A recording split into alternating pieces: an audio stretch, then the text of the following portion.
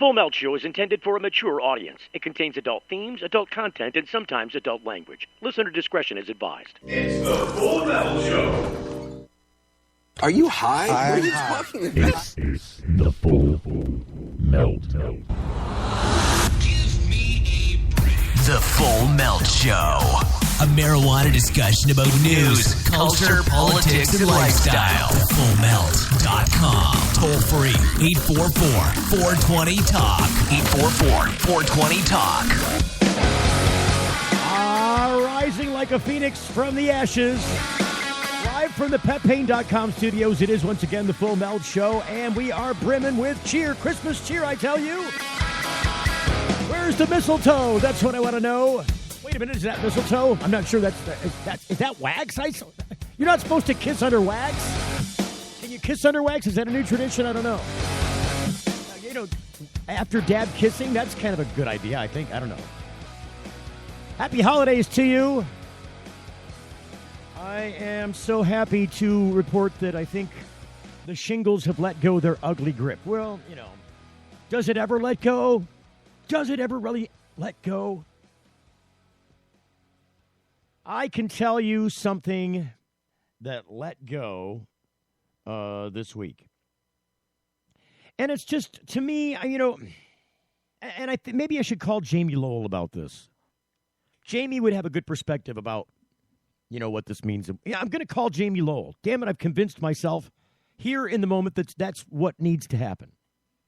Incidentally, there is a new studio dog. We're fostering a new dog here in the PetPain.com studios. His name is Jace. He is a beautiful pitty. We love the pitty bulls. And so he may make some squeaks and noises in the background because this is his first time with me being on the air. He knows I'm talking about him. He's he was always chained, and he's being very respectful and quiet in the background. But I see now he's got his squeak toy. But see, he's a little shy. That's how chained animals sometimes are. They're a little skittish, a little fearful. So when I said, but it scared him, and he put it down. I didn't mean to do that, Jace. Pick it back up. You can have it. Get your squeak toy. Get that toy. He's like, I don't know. You yelled at me. He's looking at me like, what are you doing talking into that stupid stick? Where was I? Oh, yes. Something that let go. And then I'm going to call Jamie about it. That's where we left off. Before the reminder about the studio dog, because it's changed. Woody, by the way, the old studio dog, has a lovely new home in a great new place. I'm so happy for him. Sorry about that. Listen, it's that time of year you get a little ruffly in the neck region there. You're trying to talk, especially if you got a crazy voice like mine. I mean, it's my entire throat is voice. It's a curse. It's really. If I whisper in the library, people are screaming at me. Shut up. I'm whispering. Shut up! Same thing in the theater. See, now what's going on? No, we're not taking calls from Chicago. All right, hang on a second. Taking a call from Chicago, Illinois, off air. Stand by. Studio. Yeah. I left the ringer on, and for good reason. I'm anticipating an important call. Let me say that was not it. So I turned the ringer back off. I keep trying to get to the point about the thing that let go. The thing that let go, and it's so sad. It's such a sad story. In my opinion, it seems sad. It's to me, this is the turning point of a time gone by. Would you agree? The only way to find out is to look into this story and think about it and talk about it. And maybe I'll ponder this with Jamie because I know Jamie will know more about this. This according to the IB Times at ibtimes.com. November was a dizzying month in the marijuana movement, one whose impact will be felt for years to come. California inched closer to full legalization with the unveiling of the well-funded, heavily endorsed 2016 ballot initiative. Democratic presidential hopeful Bernie Sanders introducing a landmark Senate bill that would end federal marijuana prohibition. a move that likely encouraged his opponent, Hillary Clinton, to soften her stance on cannabis, too. Mexico's Supreme Court ruling in favor of personal marijuana use, a ruling that could move the country towards recreational marijuana, although likely not as quickly as Canada. And voters in Ohio considered and rejected an ambitious yet controversial legalization initiative that would have made the bellwether state the largest recreational marijuana market in the country.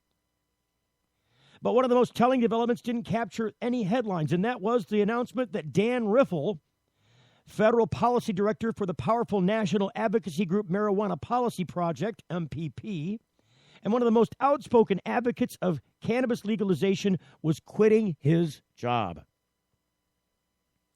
As Dan Riffle noted in an email to colleagues early in November, the industry, I'm quoting, the industry is taking over the legalization movement, and I'm not interested in the industry. God bless you for those words. That same day, MPP announced a new political campaign funded by marijuana industry revenues. The two announcements weren't completely a coincidence. I think it's a pretty stark example of the kind of things I was concerned about that were the reasons why I left, says Riffle of MPP's new funding campaign. I felt for the last few months the industry was kind of dominating the legalization movement's work in general, and MPP specifically. While Riffle concedes that business has long mixed with politics in this country, he's concerned that the substance at the center of this particular movement is an intoxicating drug. While that drug might not be as dangerous as, say, alcohol or tobacco, there might be societal benefits to limiting access to the product, restricting potency, and disincentivizing heavy use, approaches that are likely to clash with for-profit interests. They might lobby for preferential tax treatment that drives down prices. They might lobby for less regulation, says Riffle. The industry's goal is to make money, but from a public health perspective, we might have other goals that are at odds with the industry's goal of making money. Riffle isn't the only one troubled about the future of marijuana's movement. When the diverse Ohio legalization effort bombed at the polls, marijuana critics and supporters alike hailed the development as a victory. But the specter of the failed initiative will likely haunt the cannabis scene for a long time. Looking back, people may see what happened in Ohio as a turning point in the cannabis crusade, the moment when the national dialogue around legalization fundamentally shifted in ways that might not bode well for the marijuana advocacy. That's because the Ohio initiative, in the starkest possible terms, hammered home the growing role that big money interests have assumed in the legalization movement. The investment groups behind the Ohio plan, all of which were new to marijuana advocacy, together donated upwards of $25 million to the campaign, nearly 10 times what activists spent to legalize marijuana in Colorado. For their efforts, they stood to donate an estimated $1 billion plus state industry dollars.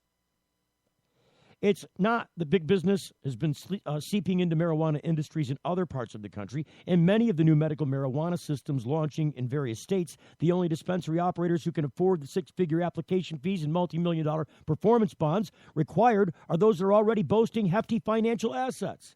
And in recreational markets like Colorado, mom-and-pop cannabis operations are going out of business as those who are left consolidate the spoils into statewide chains. But most of those developments went unremarked.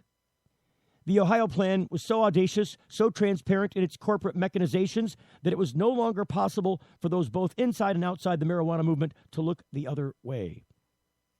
Now suddenly media outlets are reporting on the rise of big pot. See, I told you this was going to happen with this very thing in Ohio. I hate to say I told you so, but I did. I mean, I predicted this very thing. Big business is going to take over, and when they do, it's going to get ugly. And if it's going to happen in the process of legalization across the country, and it is, it's going to interfere, and it has.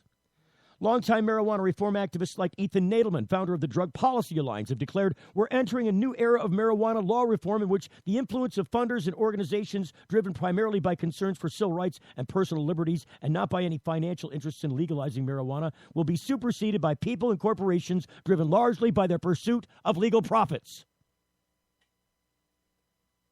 It's going to happen. We're seeing that new era take hold among the dozen-plus legalization and medical marijuana initiatives being readied for the 2016 election cycle right now.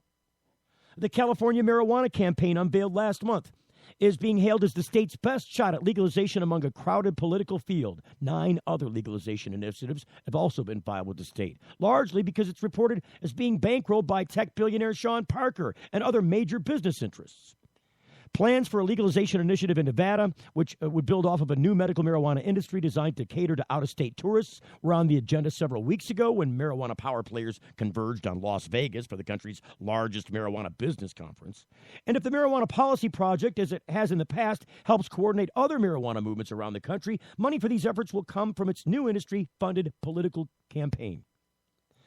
Corporate interests, in other words, are on track to finance the future of marijuana legalization. Will they also get to decide what legalization looks like? Asks IB Times. Maybe when it comes to marijuana, politics can't help joining forces with big business. After all, the signature drives and political campaigns necessary for such efforts to succeed don't come cheap. Plus, the cannabis reform is different from other social movements. Nationwide, same-sex marriage didn't require the creation of a whole new infrastructure of wedding dress factories, bridal shops, and cake bakers. Nationwide marijuana access, on the other hand, needs this sort of development, and somebody has to pay for it. It's telling that the only national marijuana organization to officially endorse Ohio's so-called marijuana monopoly legalization plan was the oldest, the National Organization for the Reform of Marijuana Laws, NORML, founded in 1970. Maybe that's because NORML has been around long enough to see enough victories and defeats to know sometimes that getting in bed with corporate interests is the only realistic way to go. You know, to me, in reflection, and there's much more to this story. If you want to check it out at the ibtimes.com, ibtimes.com. A story about Dan Riffle. And my remarks earlier were, I think, on the website. In fact, I even labeled it that way on the show. What did I call the show? I called the show, God Rest Ye Merry Dan Riffle. Really? Because now he's going off to work for John Conyers, Michigan senator.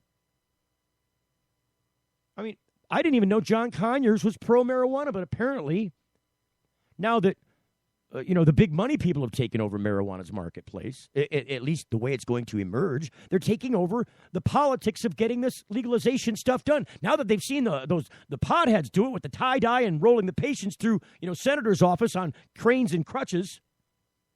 Hey,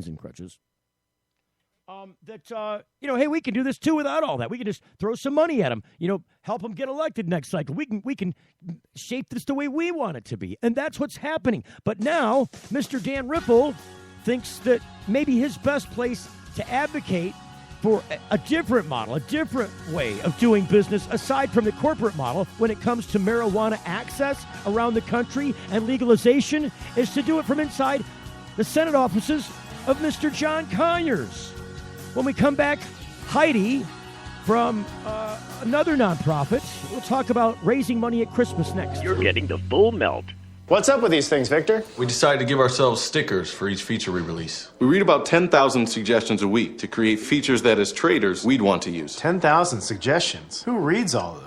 He does. For all the confidence you need, TD Ameritrade. You got this. It's Steve Green for the Sweet Leaf in Flint, because now getting safe access to medical cannabis patients in Flint, Michigan is never more welcoming. Presenting the Sweet Leaf, a brand new patient experience bringing 12 carefully selected caregivers housed in 9 separate offices to distinctly assist you with their knowledge and reputation for excellent patient care. Classes and training coming soon in the large community room. Check it out in person, 400 South Door Highway, or call 810-259-2571. The Sweet Leaf Center in Flint, 810-259-2571. Got something to hide? Canalock offers discreet and effective storage solutions that destroy odor, so nobody knows. Canalock is a patented charcoal-activated bag that discreetly stores your marijuana. Canalock is made from the same material as military chemical warfare suits. Get yours at Canalock.com. Visit Canalock.com to learn more about no-smell technology. Introducing Sacred Elements, a place for natural and alternative healing for the mind, body, and soul. Sacred Elements. It's one place, all solutions. Registered, licensed, certified, ordained. Sacred Elements. Massage, hypnosis, Reiki. Sacred Elements. Raindrop, aroma and color therapy, body detox, ministry, life coaching, weight and nutrition counseling. Sacred Elements. Next to the Sweet Leaf, 400 South Dort Highway, Flint. 11 to 7 daily, closed Sunday. Call 810-259-2570. It's the Full Melt Radio Show. The girl in the pastry shop with the net in her hair is making a cannoli for you to take on your hiking trip in the woods with your bros that you've known since. I almost didn't do it. You can hear the Full Melt Radio Show Monday through Friday from 7 until 8 p.m. Eastern Standard Time at thefullmelt.com. Oh, good Lord. I can't believe I screwed that up. I didn't turn my own mic on. Anyway, listen, also, if you want to find us, you get a copy of the show every time the show comes out. It is every night, Monday through Friday. It'll show up in iTunes.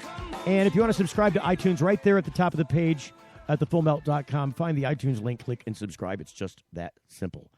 Welcome to the program, Heidi Parikh from My Compassion. Heidi, hello. Hi, Steve. And Merry Christmas to you. Merry Christmas and Happy Holidays. Yes, for sure. Listen, you guys have a particular interest in helping to raise funds this holiday season. Can you tell people why it's important to donate the Cannabis Way? Well, Giving Tuesday is for nonprofits like Black Friday or Cyber Monday is to businesses. Right. Yeah, so today is Giving Tuesday. It's a great day to give. And the importance is nonprofits rely on donations to make the important changes in society, and that the big money, which we just briefly discussed, doesn't touch or isn't interested in. And if you support the mission, it's wise to donate so that the necessary changes can happen. And as we know, there are so many changes and that need to happen in the cannabis industry overall that the nonprofits, whichever your choice of nonprofit, and we hope it's My Compassion, because we really do get out there and educate, that you support them, because this is how they survive. Right, and through donations. And you're one of the few national nonprofits for the cannabis cause for medical marijuana. Correct. Yes, we are, and we are the only patient-centric nonprofit in the country that educates on that level, beginning with the patients, then the doctors, and then the regulatory and the social workers, and every person that is either impact or impacts patients needs to be educated. So you're a bit of a primer, as a nonprofit, you're a bit of an information and assistance primer for those people in the patient and caregiver community, at least as the model is here in Michigan, but also in the doctor community in other places around the country where people need information about the truth and reality behind what is medical marijuana and what can we expect if it comes here and when it comes here. Really, you're kind of priming that conversation and helping to assist in assembling that information so people can make informed choices. Exactly. And we can go beyond that. This year is My Compassion's third year launching on Giving Tuesday, a campaign. And this year, the holiday season, when you donate to My Compassion, it will be funding phase 1 of our chemotherapy and cannabis dosing research, which I think Dr. Elliot Levine from Illinois, who is an OBGYN at Masonic, got tired of hearing me say, we need research on cannabis and cancer and dosing, and so that parents and doctors that will recommend more if they understand it more. Parents shouldn't have to struggle on knowing whether or not, they're providing the right dose, when they should stop, and we're talking about that as for tumor reduction and killing cancer cells, so we have to start somewhere. So Dr. Levine, who is Director of Informatics and Research, the Department of Obstetrics and Gynecology, and he's also the Site Director for Informatics at Illinois Masonic Medical Center, is working. He's got a long title. He's also the Investigational Review Board member for Advocate Healthcare. So he is working as the lead research doctor on this currently in phase 1 we'll expand this research. I just spent 3 hours on the phone and working to get a university involved in this research. And to start with this, we have to start with phase one, and that is collecting the information from patients who have cancer, who are using chemotherapy and cannabis, and understanding how this all works. And then beginning from there to take it to clinical studies. So it's a time of year. It's not just a time of year to give because the tax-deductible donation for 2015, but for the missions that are carried out in 2016 from the donation. Right, and like you said, it is a tax-deductible thing because you have that tax-deductible status with the federal government, which a lot of people can't make that claim. So maybe if you're donating in another place, you won't be able to take it off your taxes for income this year. That's right, and not all nonprofits are your donations tax-deductible. If they influence legislation, they're not, but My Compassion doesn't do that. We're truly a charitable educational nonprofit, so that's where your support is tax deductible and recognized by the federal government. So now, have you been depending upon this funding at this time of the year to help make the progress for next year, possible? You rely on funding all year to get through that year and the next year. Certainly, you do. You just can't stop fundraising in a nonprofit.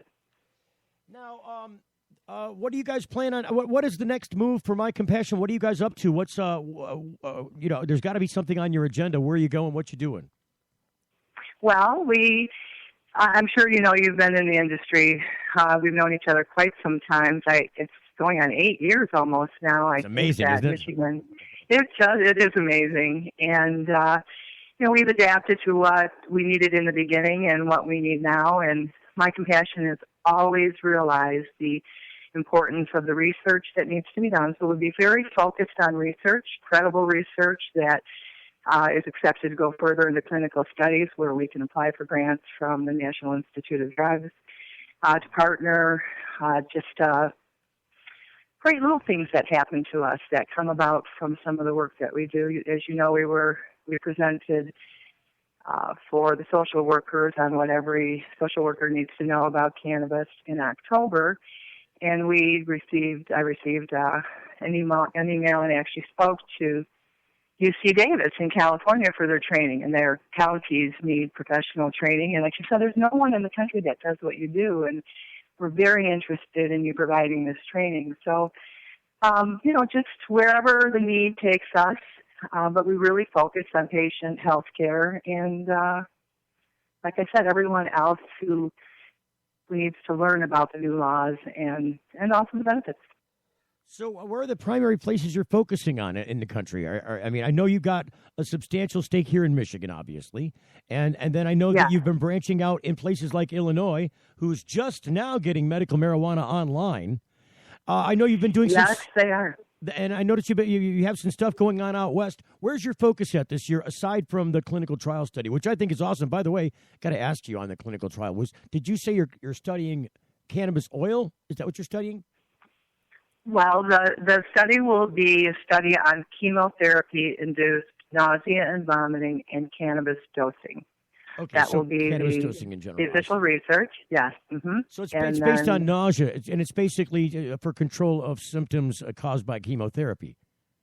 Correct. Has anybody looked into talking about doing the same kind of studies on cancer in general instead of the chemotherapy? Steve, if I could jump over everything and get right to that, absolutely, I would. But this is the key to unlock that door, because once the research starts to be done, especially in Illinois where they've been so close-minded, the doctors and the healthcare industry have been closed-minded on this, to open the door with a study and research on chemotherapy will then go further into the next phases and not even the next phases, but more research and other research. Because I think from this research, these questions and the information, we're going to also see some other things happening, which will then allow us to move forward when we see tumors being reduced or things like that. So it's all a start in, with the healthcare industry.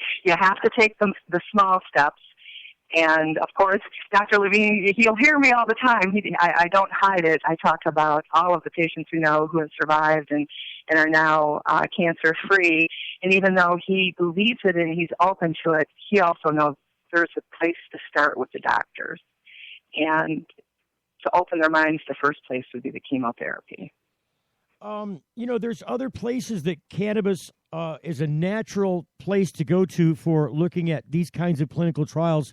What about this? We just saw Frank Gifford be reported after his death as having CTE, this disease that's caused by brain concussion and obviously attached directly to injuries sustained during NFL careers. It seems that, like 90 of 94 brains that have been donated to the NFL for study on this issue have shown signs of this disease, and that the federal government, with patent number 6630507, has the neuroprotective qualities of cannabis patented. It would seem in line to do a study in places like that.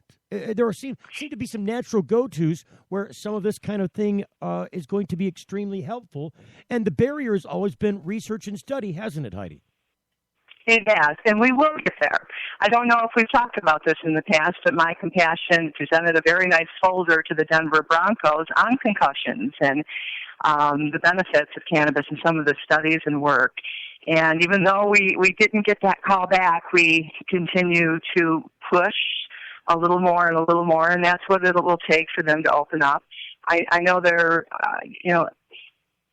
internally, I'm sure there's conversation and there's discussion, but to get them to come outward with it, it's a big step. Well, they're in the they're in the closet because they have the marijuana nasty little secret inside the NFL. Yeah, That's right. So I would definitely, Steve, you're right on track with that, and that's more research that needs to be done. Even I'll tell you, I watched my son who plays hockey.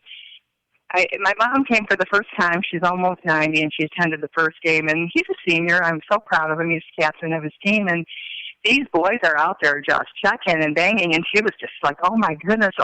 And I'm not talking about cannabis, even CBD or I think of them in their concussions. My son has had 2 concussions already. And good Lord.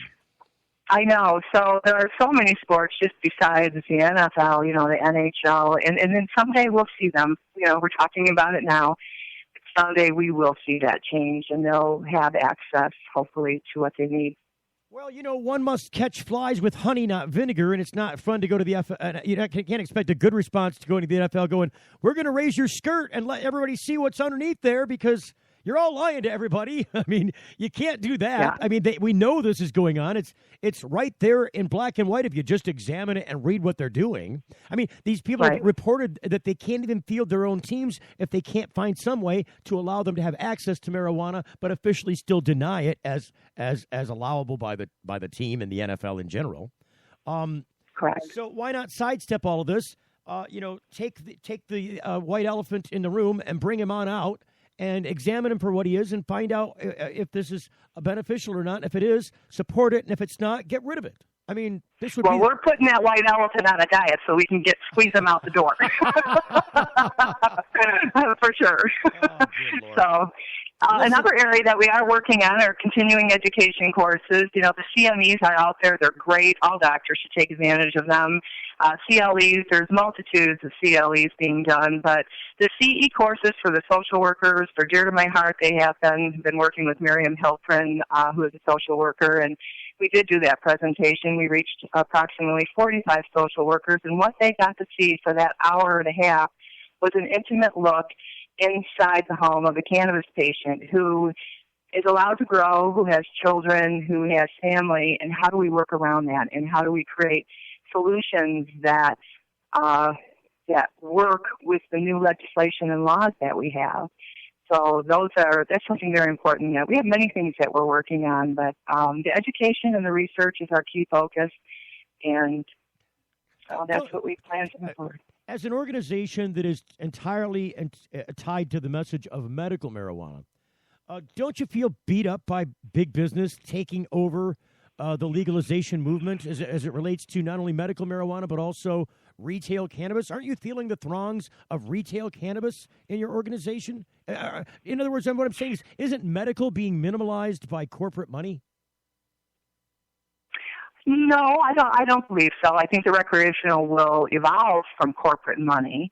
The medical, and we've had this conversation before about, well, if medical, or if it's a lot of people will say this, and not meaning anything in a negative way, but, if it's legalized, we don't need to worry about the medical. And I understand what some people mean by that, but I hope it frees it up more to be researched, because we have, even if it's legalized, we have years of research to do on all of the compounds of cannabis and all of the conditions that it helps.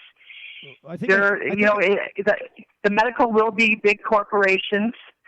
It'll be big pharma. And if we're talking about, cannabis therapies for reducing tumors in the future, then that it will also be big business, big pharma who will be involved. This is the way our mission says it, in its natural form. My concern more than who's going to do it, because you can't hold back the money unless you have more than them, right. is it's not who's going to do it, it's how it's done. And the one thing for sure is we want to keep cannabis in its natural form. We don't need to put it into synthetics. We don't need to. Well, you can't. You need that entourage effect.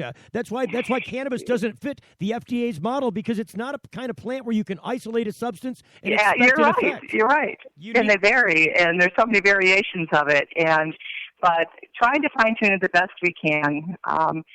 Listen. We're running short on time, Heidi. I didn't want to leave out the idea that we were calling originally about donations and that giving time of year and tax donations. And this is when people start to think about those things like, hey, what's happening in January? Let's see. We got tax returns to look forward to. Oh, yeah, I can get a little extra cash to pay off those Christmas bills if I had, a deduction here or there. Well, this is a great way to give and get a deduction, right?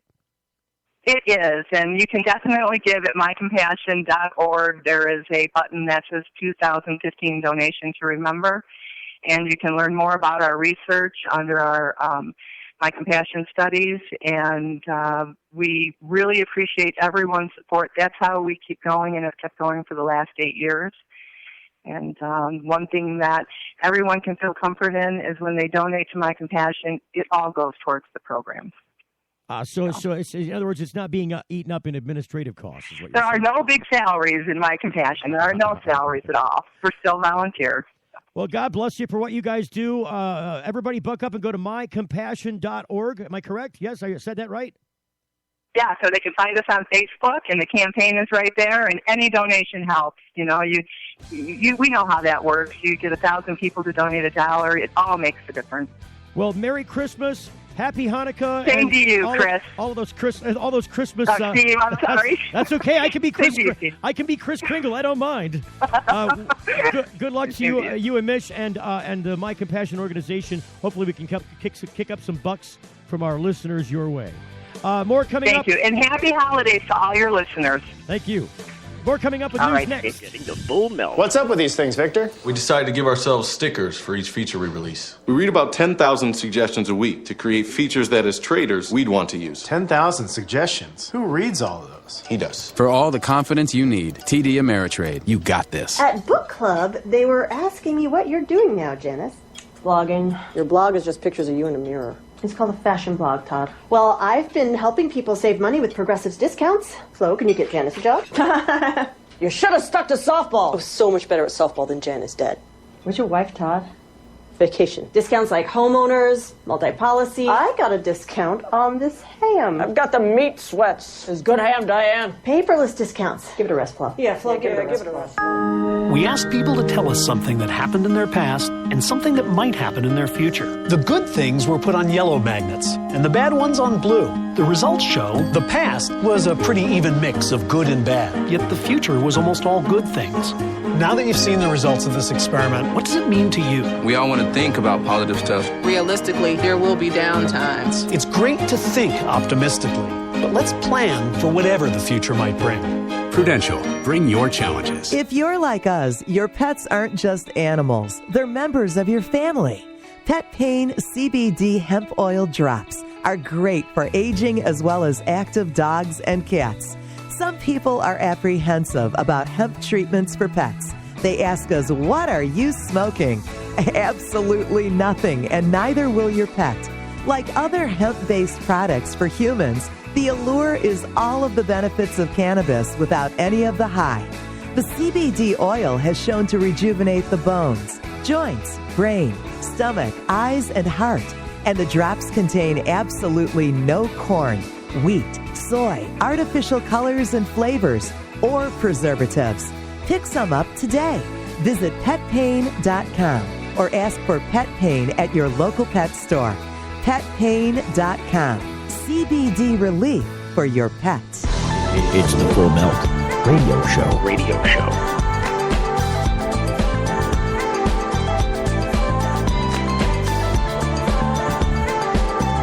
Got something to comment about a subject or a guest we've had in the program, you're always welcome to call the toll-free nosmell.com phone lines. It's 844-420-TALK. That's 844 toll-free 420-8255. Look, you can't get into any of these tragic situations without somebody somewhere trying to connect them to marijuana. Not the least of which is this crazy guy, Mr. Robert Louis Deere, 57 from Colorado Springs. If you'll recall, he's the crackpot that went off into an abortion clinic and pulled some Ted Kaczynski type shit and ended up killing an officer, injuring several other people, including other officers. The news, according to the Cannabist at thecannabist.co, Robert Deere may have liked pot, anti-pot groups react. Planned Parenthood shooting suspect Robert Deere allegedly once looked for pot-smoking partners online, and now anti-legalization groups are blaming marijuana for the deaths. Robert Deere, the man accused of killing 3 and injuring 9 in a shooting at a Planned Parenthood clinic in Colorado Springs on Friday, might have enjoyed marijuana when he used to live in North Carolina, according to the New York Times. And now some legalization opponents are blaming cannabis for the recent Colorado deaths and others in Paris and South Carolina. I mean, they're not just claiming this about, Robert. They're claiming it also about the recent tragedies in Paris and also South Carolina. In researching Deere's online history, the Times found an online handle that has been associated with Deere looking for sex and smoking partners from the Times' story. An online personals ad seeking women in North Carolina interested in bondage and sadomasochistic sex, S&M, showed a picture that appeared to be Mr. Deere and used an online pseudonym associated with him. The same user also appeared to have turned to online message boards to seek companions in the Asheville area with whom he could smoke marijuana. Deere lived in North Carolina before moving to a rural plot of land in Hartselle, Colorado. After the Times piece was published and after the Daily Mail aggregated it with a sexier headline, some anti-marijuana groups spoke out on social media, linking the killings at the Planned Parenthood location to Deere's alleged cannabis use. It's going to happen. They're going to do this. They're going to try and make these links and connections saying, aha, it's the pot that caused it. Look, it's in Colorado, right? This guy's from North Carolina, not from Colorado. He only recently moved out there. The group's primary arguments center on an important 2015 study published in Lancet Psychiatry that showed a potential link between users of high-potency cannabis and an increased risk of having a psychotic episode. The Washington Post reported on the study.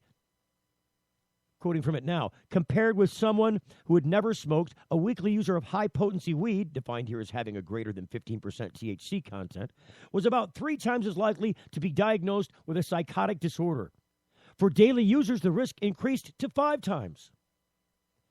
California outfit Stop Pot 2016 posted on its social media outlet, Colorado shooter was a pot-smoking oddball. How can the FBI and ATF ignore another marijuana link to this deranged killer? See, this is how they do this. See, you see how powerful language is? They've just made an association. They've made a claim by association. They say, how can the FBI and the ATF ignore another marijuana link to this deranged killer. Another marijuana link. Wait a minute. This assumes, in fact, not in evidence, that there were other marijuana links. Not mentioned in other stories. This is how people who want to make claims and get people to believe them bolster their hollow argument with these kinds of tricks. There is no other link. There is no other reported link. Yet another marijuana link. How can the FBI and ATF ignore another marijuana link to this deranged killer? A recent study from King's College London found that skunk cannabis, talking about skunk cannabis, you're talking about skunk weed. You're skunk number one, man. Severely damages the corpus callosum region of the brain, causing psychosis and permanent mental illness. And then the hashtag stop pot. On the homepage of the organization's website is a story with the headline, Holmes, Aurora shooter, had marijuana history. A neighbor of Holmes told the New York Post he'd seen Holmes getting high behind his apartment. Who hasn't done that? The group Parents Opposed to Pot posted on its social media, linking Deer's alleged pot use to others being tried for murders in South Carolina, Oklahoma City, and Paris. Robert Deer may have been one of the many discontents who relocated to Colorado because the marijuana available there. Parents Opposed to Pot's Facebook post begins, the latest mass shooter, Planned Parenthood clinic, appears to be a longtime marijuana user who, like Paris attack suspect Abdus Salam, was not especially religious, according to ex-wife. The link between Robert Deer, Dylan Roof, some Paris attackers, the Chattanooga shooter, Tim McVeigh, long, persistent marijuana use, and then finding an ideology to give them meaning. The hidden message here? I mean, can you hear the hidden message here? Hey, watch out, you guys. You're legalizing marijuana. You're allowing medical marijuana. There is no such thing. And it's good because it's dangerous. And here's the danger. That all these pot smokers are going to go start shooting people. It's causing mental illness. There's a high risk for mental. You just said you can have an episode of psychosis if you're a heavy pot smoker of the skunk. One of the lead stories on Parents Opposed to Pot's website is anonymously written, of course, because then you can't fire back at the person or examine the source from which this claim is made. Titled The Dark Side of Marijuana, and begins, my son went into psychosis and I'm lucky he's still here. The drug that is being advertised and promoted is part of an irresponsible industry that provides no education to our youth and actually makes marijuana look cool and harmless. It isn't necessarily cool. It is fairly harmless. The group later responded to a Facebook. It's all relative, isn't it? Define harm. If you pinch yourself, you cause some harm. How much real harm was it? The group later responded to a Facebook comment, quote, the fact is 90% of adults choose not to smoke pot in America. More than 50% of those who kill have chosen to smoke marijuana like Robert Durst. I mean, are we to stand by and just let people make these claims and get away with it? Because, look, he wants to say that 90% of adults choose not to smoke pot in America. Okay, now why would that reason be? Prohibition? Jaily? No jobby? Could it be Satan? I mean, that's what they're making this out to be. The statistics are easy to bolster claims of any side. This is the reason statisticians exist, to create the numbers that back your claim. That's what they're paid to do, and they do. Activist Christine Tatum, who wrote Clearing the Haze, Helping Families Face Teen Addiction, with her husband Christian Thurstone, a notable Denver doctor who's spoken against marijuana in numerous state and national forums, has been pointing out Deer's alleged affinity for cannabis on her social media. Ah, yes, Tatum wrote on Facebook, linking to the Daily Mail's piece. I'm sure that this is just another coincidence that a man using marijuana and displaying increasingly intense agitation and signs of psychosis has erupted into murderous violence in a state that gives him easy access to very high-potency forms of the drug and the weapons he used. Sure, there's a distinct chance videos affected his thoughts and actions, but how's about we check into this man's drug use history and his toxicology very clearly and start asking ourselves some of the hard questions about the world of reputable medical research that has found strong links between marijuana use and psychosis in a percentage of users.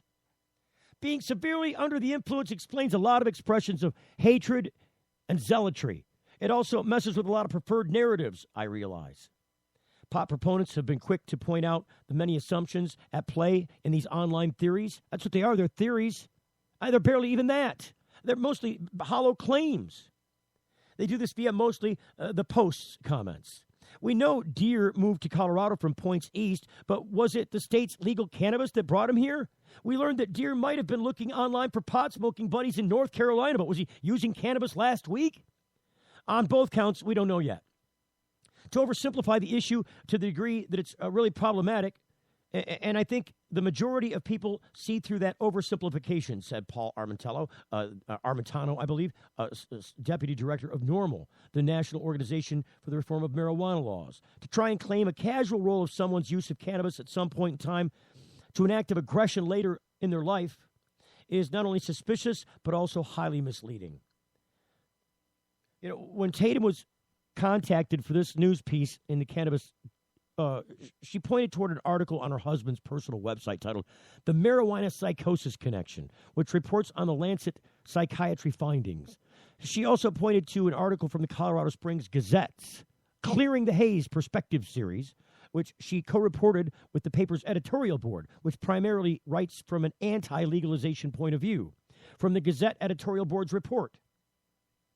And then I'll have to pause for a break. We'll finish this story because it's such an important one. Adolescent exposure to marijuana doubles the risk of developing psychosis in adulthood. Nobody's advocating for use of marijuana by adolescents.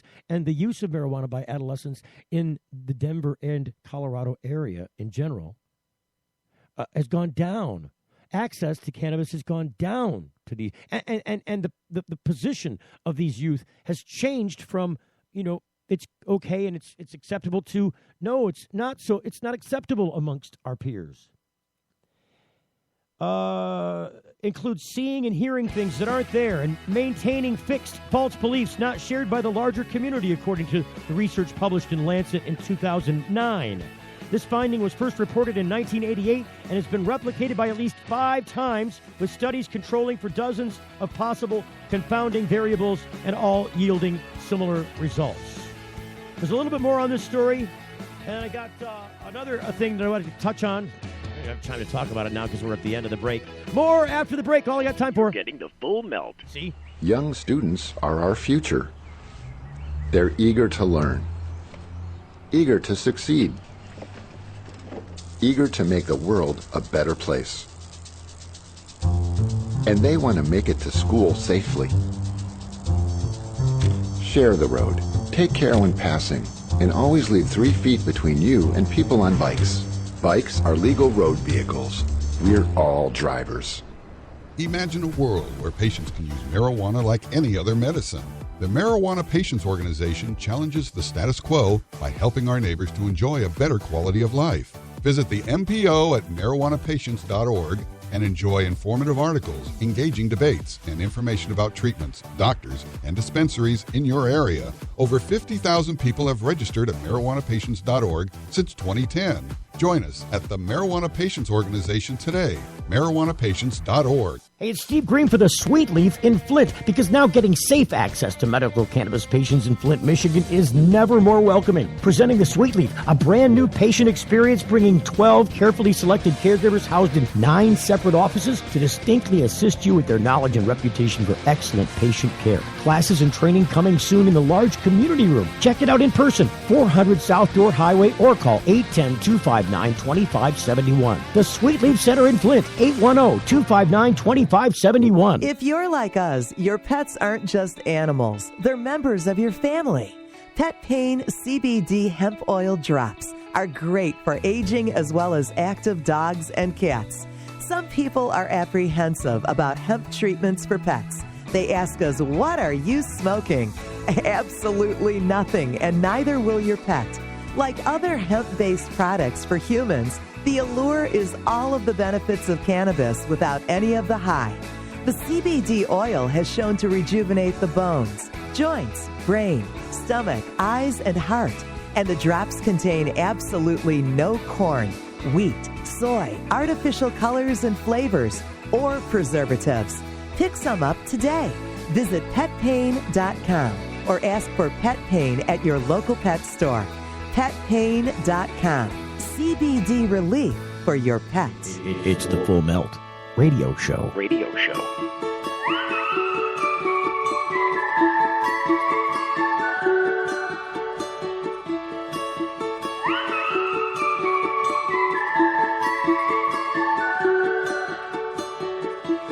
All right, so before we went to break, we were talking about this this business with the story in the cannabis.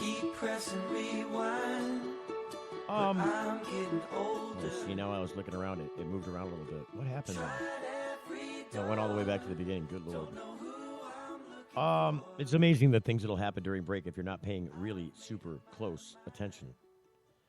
So far, dog's been in good shape. I'm glad with the progress of the dog. So where are we at here? I'm just trying to find the spot. Here we go. Boy, there's a lot more to this. A lot more to this. I didn't see that there was that much more to this story, but there's quite a bit. I thought it was a little bit shorter than this. I thought it was at the end. Something's not right here. This can't even be the right stories. It is the same story. Am I correct?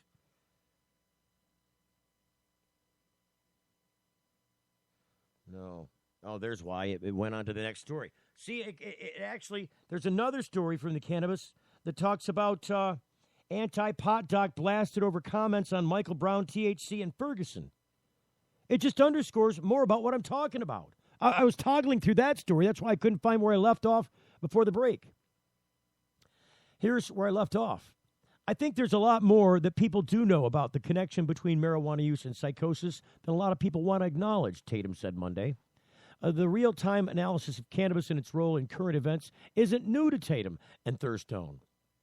In 2014, they caught heat from pro-cannabis activists after Thurstone wrote and published and eventually removed a blog that discussed the discovery of marijuana in Ferguson, Missouri, shooting victim Michael Brown's blood work. Brown's death also should serve as a tragic reminder that marijuana is not harmless, that it's not just like alcohol, the original blog read, that its consumption often leads to impairment that is very difficult for the public to measure, also making it tough for the public to hold users accountable for the harm they've caused others. Marijuana users also could be vulnerable to aggression and attacks while under the user's drug's influence.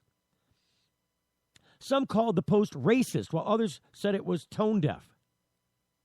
Even Thurstone's ally, national anti-legalization outfit Project SAM, distanced itself from the controversial blog. To imply that Michael Brown's death was due to pot is to confuse and distort a profoundly troubling event, Sam tweeted last year. This is not Sam's view. The day after Sam's tweet, Tatum tweeted that she and her husband had taken the post down. When you're crushed by comments that are mischaracterizing and misstating what you said, and you can't respond, and people are calling you names, it's not worth it at some certain point, Tatum told the Cannabis in October of 2014. So, the anti-messaging is... Oh, geez, we just lost the microphone. The anti-cannabis messaging, the prohibitionist messaging, is not going to go away. I said it before. I think I said it in the last show that I did. That this thing waned. This issue about pot prohibition waned, except in the eyes of law enforcement and those that work with them. The prohibitionist message.